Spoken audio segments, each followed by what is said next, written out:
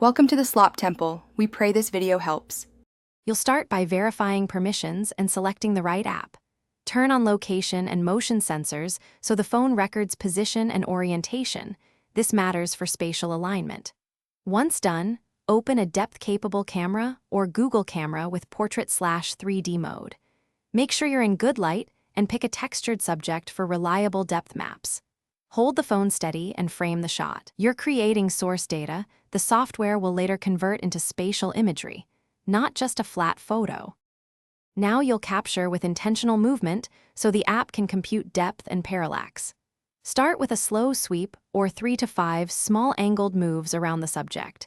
Slight lateral shifts produce parallax the algorithm needs.